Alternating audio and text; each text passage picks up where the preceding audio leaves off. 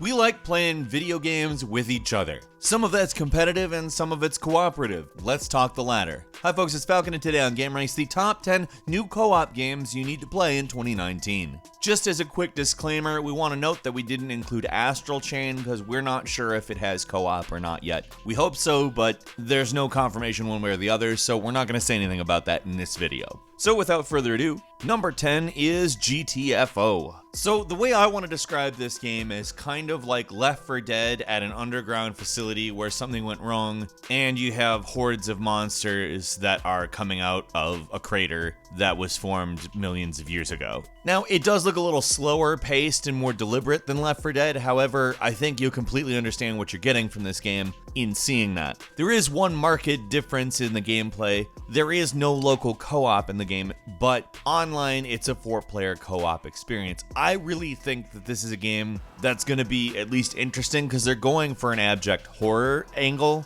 as well as a sort of a sci-fi angle. It looks different, at least. Without being so different, I don't understand what we're doing here. Like, I get the premise, I get the gameplay, and I love the aesthetic. It looks great. GTFO is hitting the PC sometime this year. Number 9 is World War Z, which came out back in April, and I think is surprisingly good. You'll definitely find some argument over whether it's great. I'm sort of in the very good territory. In a lot of ways, this is another game that plays out like Left 4 Dead. However, it's one of these games that shows off zombies as a horde more so than as some folks hanging around in a house or something. Now, is World War Z as good as Left 4 Dead? No, but in a lot of ways it seems like a logical development of what Left 4 Dead was. And it's not really like Valve has been sending a lot of games our way lately anyhow. I think the difference between this game in its current very good status and this game being a great game is probably just a little more content. It's not a super long game, and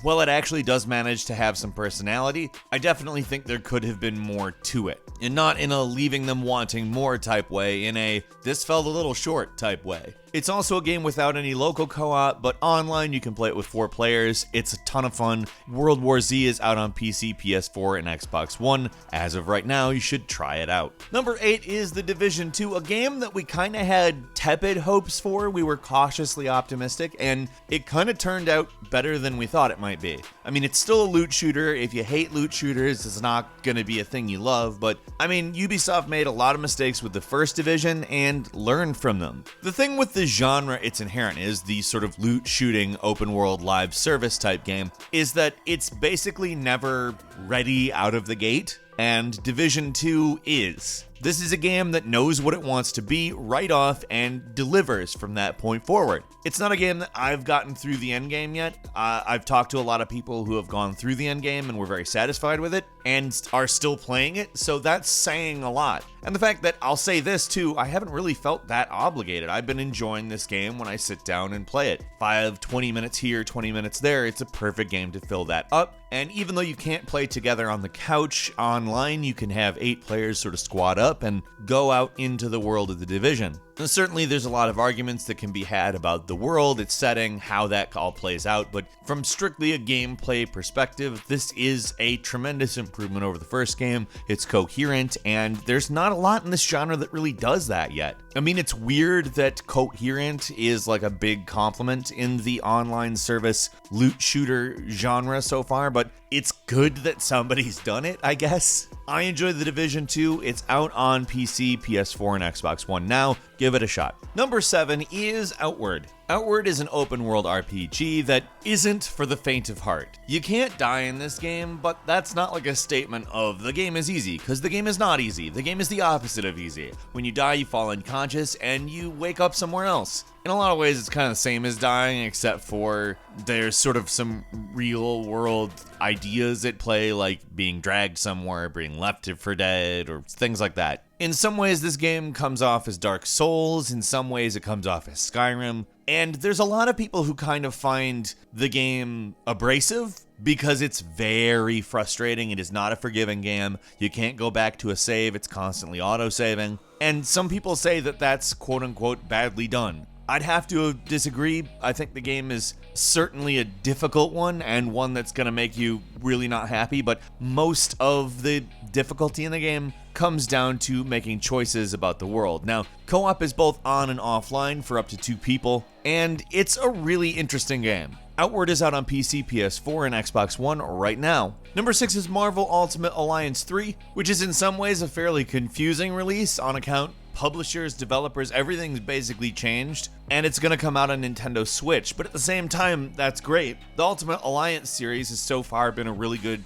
action RPG game that has had co-op in the past. And when I say co-op, I mean full-on couch co-op. We're going to be seeing local and online co-op for this version of the game, which, given it's on Switch, I think that's going to be really good. Local co-op on one Switch on a TV is great, as well as local co-op on a couple of Switches. I'm really looking forward to that. Marvel Ultimate Alliance 3: The Black Order's coming to Switch sometime this year. Number 5 is Dying Light 2, which really kicks up the ante on community consequences, so to speak. The intent is to sort of build a city around the post-apocalyptic world of Dying Light and make it so that all of your actions have some kind of impact on that city. We've seen some of this demonstrated. It's definitely on a better level than a lot of your choice really matters type statements, and I'm really interested to see how it plays out more long term in the narrative. And what we've seen so far is that there's some specific co-op changes in that one of the people has to actually host the games, and there is no offline co-op. I don't think that's necessarily a bad thing. I think it's one of those types of games where it's going to work out well. This is a game I've been fairly excited to see how this choice dynamic is going to play out. Personally, I've always liked the sound of your choices really matter, but I've always been skeptical because they often don't. Dying Light 2 is coming to PC, PS4, and Xbox One sometime this year. I'm looking forward. Number 4 is Wolfenstein Youngblood. What can I say about Wolfenstein Youngblood? It's Wolfenstein that's co-op. It's designed to continue the story. It's in the 80s. The aesthetic is wild as hell, Nazi 1980s stuff. It's really wild looking. I'm going to be frank about this. There's very little you could do to keep me away from another Wolfenstein game. And the fact that they're like, we're making a co-op Wolfenstein game, I'm like, yes, you are, and I'm going to play it. In this game, you play as both of BJ Blazkowicz's daughters. There's some speculation that there is multiple timelines involved, being they both have certain weapons that are only available in exclusive timelines. I don't want to get too lost in the weeds on that though. I'm just always going to be there for more Wolfenstein. Wolfenstein Youngblood is coming to PC, PS4, and Xbox One on July 26th. There's not going to be local co-op, but online co-op works with 2 players. I'm stoked. Number 3 is Risk of Rain 2. We didn't really cover the first, but it's actually a really cool game. These are a couple of fairly simple games in concept, but I think they play out with a lot of replay value on account we have a lot of randomly generated stuff. The goal of every level in the game is to find a teleporter which is randomly placed, and then you activate it and defend yourself against hordes of aliens. It's essentially defending the teleporter until it's fully active, and then that's that, you won.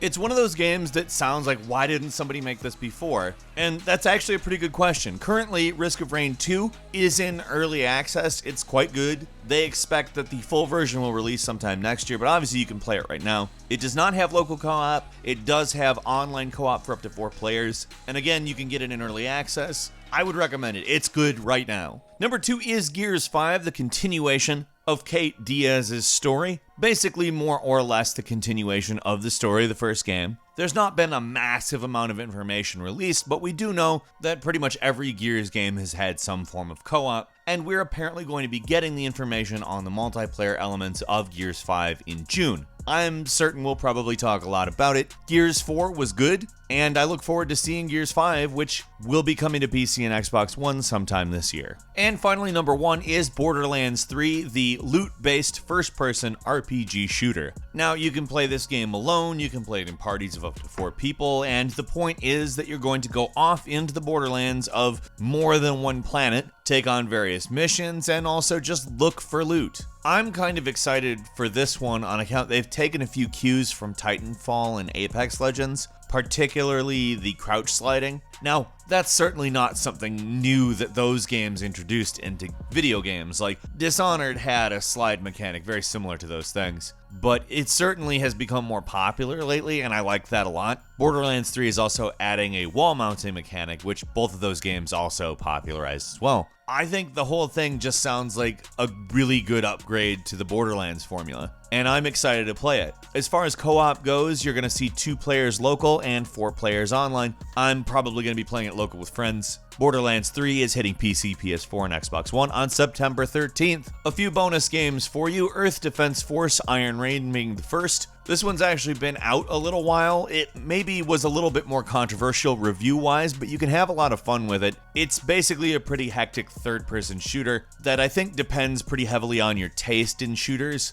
but either way, you can play it local with 2 players, online with 6. Next is God Eater 3, an action RPG based around hunting, destroying, and eating monsters. More or less, you're a hunter called a God Eater who can absorb energy from monsters. In a lot of ways, it comes off as a sort of darker Monster Hunter, but it certainly brings a lot of its own stuff to the table. It's got no local co-op, but online co-op of 8 players. It's out right now on PS4, Switch, and PC. Next is Cuphead, The Delicious Last Course, which will be coming sometime this year. You've played Cuphead, you know what Cuphead is. It's now out on the Nintendo Switch, which is really cool, and there is a DLC coming that I think is going to really cap off the experience really well. If you're not familiar, it's a run and gun game that's pretty difficult and has gorgeous animations. Cuphead, The Delicious Last Course will be coming to PC, Xbox One, and Nintendo Switch sometime this year. We don't have a date yet, but you'll be able to local co-op of 2 players. There is no online co-op, but I think it's worth it one way or the other.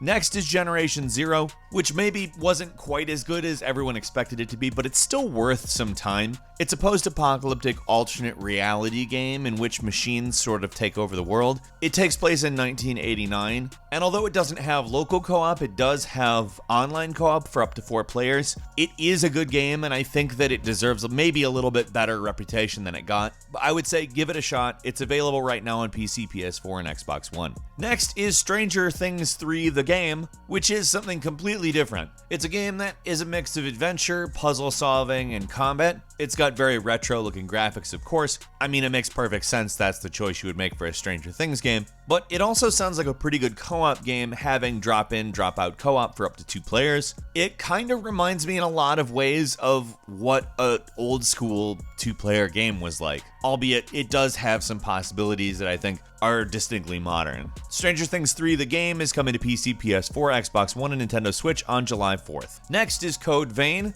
a dark anime Souls-like game. It's a game that looks a little bit grim, but at the same time looks unique. I'm excited because it does some of the absurdity of anime and wild sort of big weapon combat with a similar Dark Souls co-op system, which we don't know exactly how many players will be able to play together, but we do know that it's online only. Code Vein is hitting PC, PS4, and Xbox One sometime this year. Next on the docket's Far Cry New Dawn, which is a narrative sequel to Far Cry 5. It's cool because it's sort of a reimagined version of Far Cry 5's map. It's post-apocalyptic, it's very colorful, and it does a pretty darn good job of continuing both the story and just the world. It doesn't have local co-op, but online co-op exists for 2 players. Far Cry New Dawn is currently out on PC, PS4, and Xbox One. Next is Scavengers, a game that bills itself as a spiritual successor to Halo 5's Warzone. It's developed by Midwinter Entertainment, which X343 Studios